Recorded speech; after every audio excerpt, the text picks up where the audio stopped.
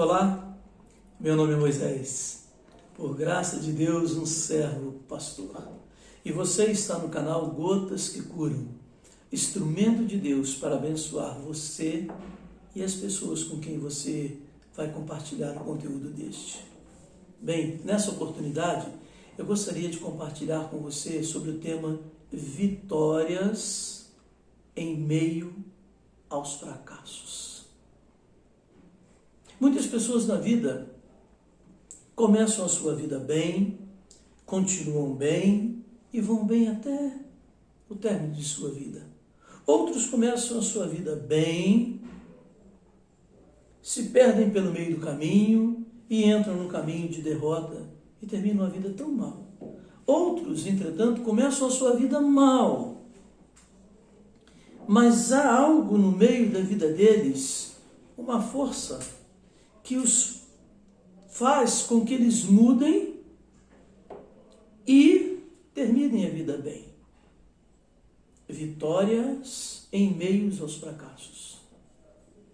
Eu queria falar sobre Saulo e depois sobre um outro personagem histórico muito conhecido no mundo inteiro. Saulo era judeu de nascimento, da tribo de Benjamim, fariseu dos fariseus, doutor da lei, criado aos pés de Gamaliel, começou a vida muito bem. E Saulo, num determinado momento de sua vida, adquire o nome de Paulo.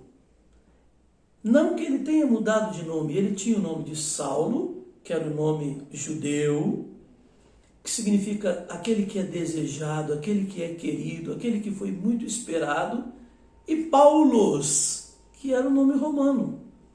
Saulo tinha dupla cidadania, talvez herdado pelo seu pai, talvez pelos méritos próprios dele, ele tenha conseguido, mas Paulo tinha dupla cidadania. Então, esse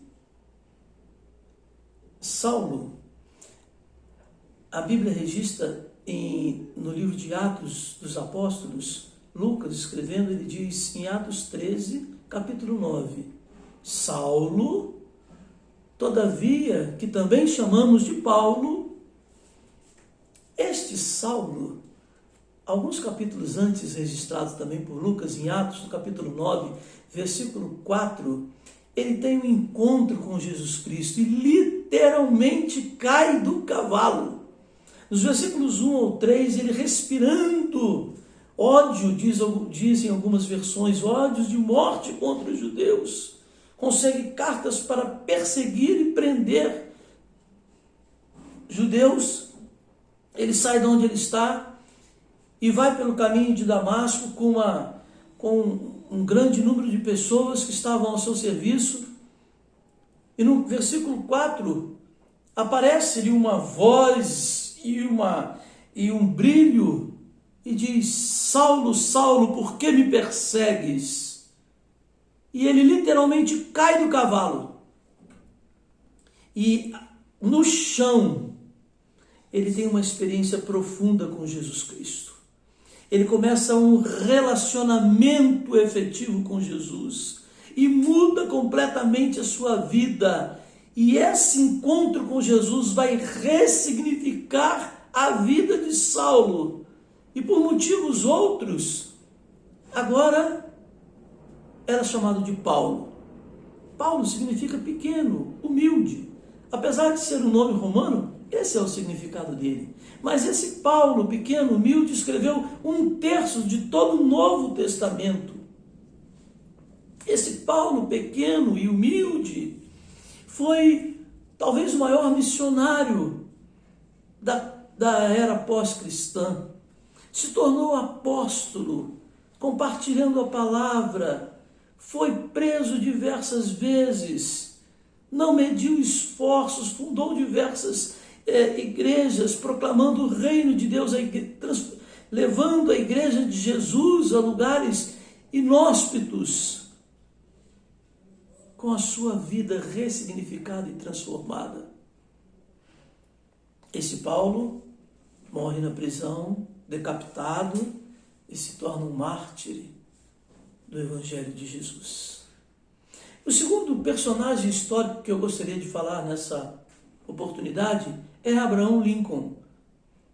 Abraham Lincoln nasceu numa família humilde, simples, logo de início ficou órfão de mãe e continuou a sua vida, e ele colecionou inúmeros fracassos.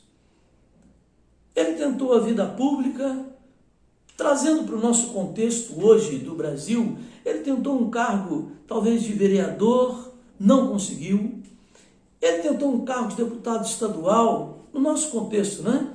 Também não conseguiu. Estava noivo, véspera de casar, sua noiva faleceu.